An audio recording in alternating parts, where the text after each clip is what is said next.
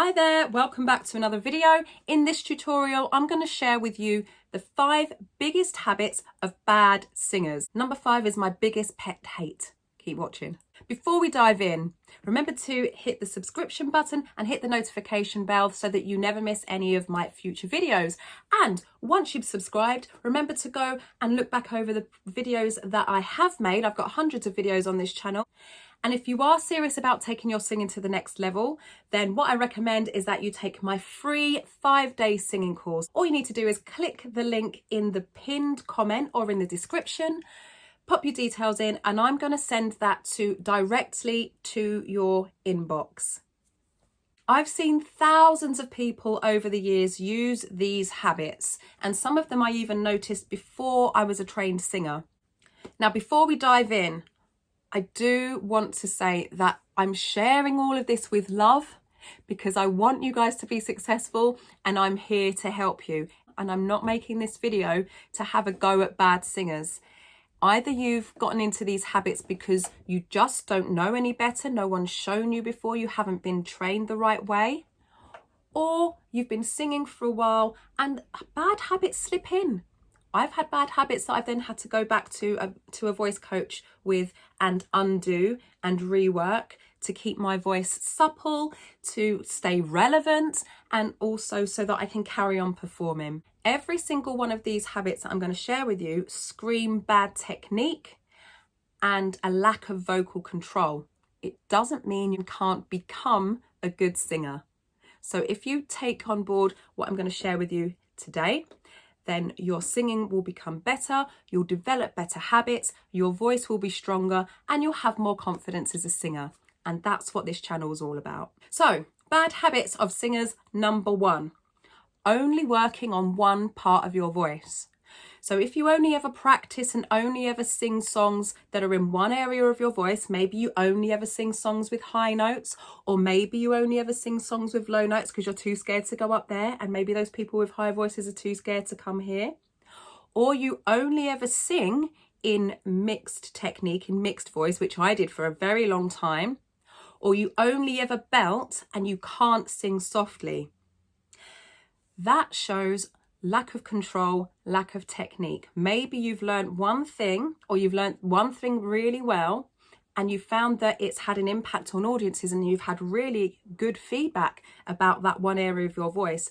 And so you've really made that your trademark. Now, it's fine to have a trademark. I'm not saying don't have a trademark. Ariana Grande can hit really high notes and sing amazing riffs. Christina Aguilera's trademark is her rasp and her growl. You know, a lot of us do have trademarks. That's not what I'm talking about.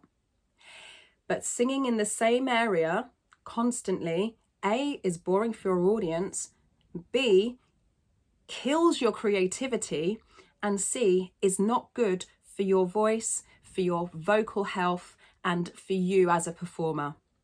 So if there are areas of your voice that you're less comfortable with, that's a ringing alarm bell that that's what you need to work on. So embrace the discomfort, take it step by step, find a video on my channel that's going to help you with it, and start working on that area of your voice, and then start to build up the rest of your voice as well.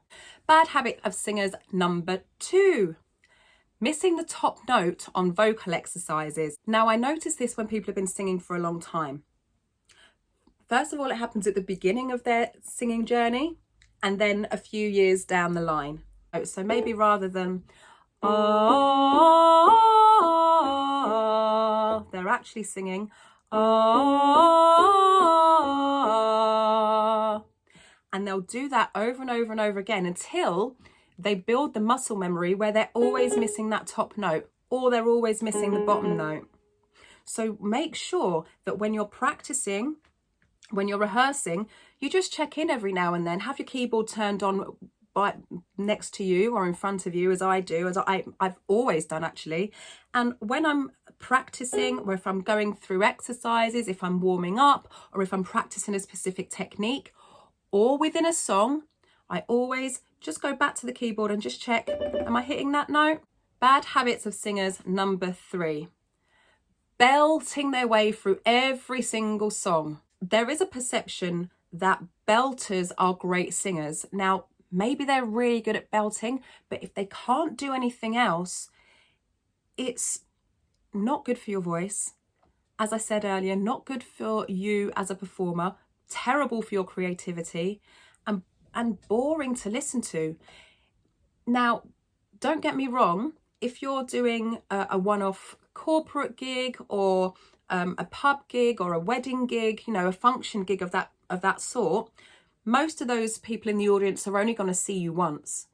But if you're in a band that has a following or is building a following, I guarantee your audience are going to get bored of you belting and shouting at them the whole time, all right? They're going to want a break. If they don't, you know, fine. And if you're happy to be shouting at people the whole, belting isn't shouting, but you know what I mean. If you're happy to be like giving it everything, it's really tiring as well when you're belting through an entire gig, okay? It takes a lot of energy. So my advice to belters is to also think about the different colors in your voice. Voices are beautiful. Why only show off one part of it? Give the audience something else to look forward to as well. The next one is a juicy one. Growling because they can't hit the high notes. This happens a lot, especially pub singers. And I'm not being rude to pub singers, but I see it a lot in pub singers and other function band singers where they're doing a lot of work and they're not really taking the time to look after their voices. Or they just haven't got time because corporate function band work is hard work. People who work on cruise ships, people who are in touring musicals, that type of thing. People who work in cabaret, I've seen this a lot. For example, rather than singing, I don't want you, they go, I don't want you.